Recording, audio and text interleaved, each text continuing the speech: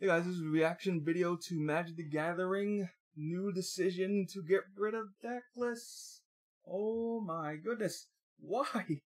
So basically a guy from China Fireball, as you can see in this tweet right here by Frank Cranston, he can't post top GP deck lists or provide any type of win rate analysis because Wizards of the Coast basically said, or Magic Esports, I assume they're the same thing, said no.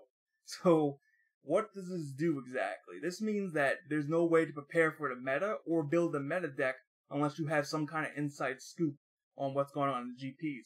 Which is kind of dumb because if you think about it, Channel Fireball is I think the only main official Magic licensed, what do you want to call it? Like the licensed Magic tournament. There's also Star City Games, which runs their own tournaments, which a lot of people like better than Channel Fireball and Wizards, that have their own, they have their own tournaments and they give out the metadata and stuff like that of who won, etc. So it's like, why are they trying to, Wizards of the Coast, why are you trying to hide the data? Like, if there's anything that people don't like on the internet and stuff, it's like random conspiracies and people hiding stuff on purpose, especially things that can't really be hidden because people will figure it out anyway eventually. So it just seems like a petty move by Wizards of the Coast, in my opinion, as far as just trying to hide info from people.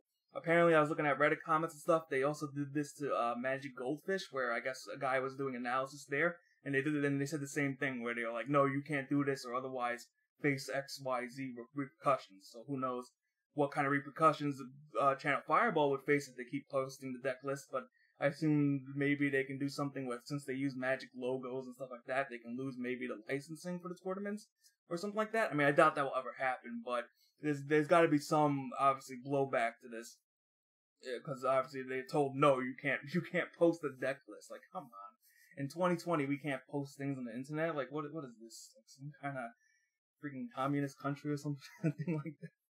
So basically, the negatives about this, there really aren't any positives. The only positive would be format solving, which is basically basically finding out the meta decks right away. Because the pros, the pros try to break the format. That's the fun for the pros. And the thing is, without pro Magic, why have Magic Esports? So if you're preventing the pros from doing their jobs of learning the meta, building the decks, and breaking the format, then why have a Magic Esports team at all?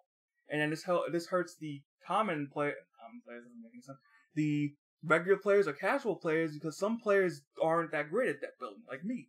I don't really know how to make a deck that well. So I usually take a meta deck that I see online, and then maybe I mix it up, or I just play the meta deck and I have fun with it. And a lot of people don't want to be bothered with creating decks sometimes. Sometimes you just want to have a blueprint to build off of, and you don't want to spend money. For example, with other than the esports, like let's just say regular paper Magic, who wants to spend like $100 on an expensive deck and not know if it's even good against the meta or even decent enough against the meta? Because you don't want to be dropping down hundreds of dollars on cardboard and then realize later when you go to your GP, because you had no data of what's doing well, you just go 0-3 like instantly or something like that.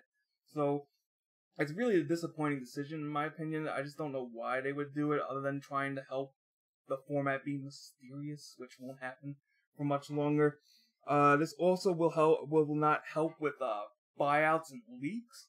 So for example, let's say the GP info comes out and maybe one or two people have it from Wizards of the Coast, and it says, oh, for example, let's just use Inverter of Truth because that's like a top Pioneer deck. Inverter of Truth was a 50-cent card.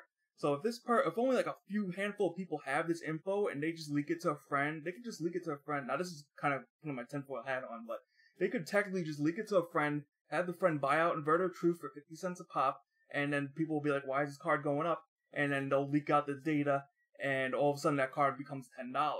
So it's like, this is easy money for people who like to leak things and have info, and Magic is known for a lot of big leaks. So it would not be surprising to me, I mean, tinfoil hat's still on, if somebody just abuses this and uses it to their advantage to make a ton of money, where they know, oh, what are the top deck lists, so let's start posting leaks and buying out certain cards. Now, on the other hand, that might not work out because, of course, they have to somehow get the info to the regular players. But it's not a good thing where you have to hide things from people, especially relevant info for an esports. Like, imagine playing Teamfight Tactics or League of Legends or something, or Call of Duty, and let's say a certain gun was just hidden from the game, from the tournament. Like, they played a tournament, and they don't tell you who won what. they play a full League of Legends tournament. They show like half the games, and then they just tell you, they pick and decide which people they want to tell you who won. Like, that just doesn't make any sense. So hopefully, I hope that Wizards will go back on this. The thing is, if they did it to Magic Goldfish apparently 5 years ago, I have a feeling they won't reverse this, but there will be a huge uproar on the internet. And of course, I'm not going to say Magic is dying, blah, blah, blah. But the thing is, like, if this was any other game, this would probably be close to killing it. Because I think Magic and Wizards of the Coast, they get a lot of leeway because their game is great and stuff. But they have made a lot of stupid decisions that have slowly starting to ruin the game. And while it will always live on probably forever, I mean, nothing lasts forever, but for a good lifetime. The thing is, like, these decisions like this is just, why are you restricting players from having fun? People have fun by playing the meta. I mean, a lot of people, I disagree myself as far as people having fun, playing meta decks. Oh, you're playing a nasty meta deck, you net decker, alright, etc. But, hey, you can fight against, I mean, that's what people have fun. If you're limiting people's fun in a game that you're supposed to have fun in, and if one of those things is building meta decks and getting that info and smacking people left and right across the table, I mean, that's all, that's good on you. But now Wizards of the Coast says, nope, we don't like that.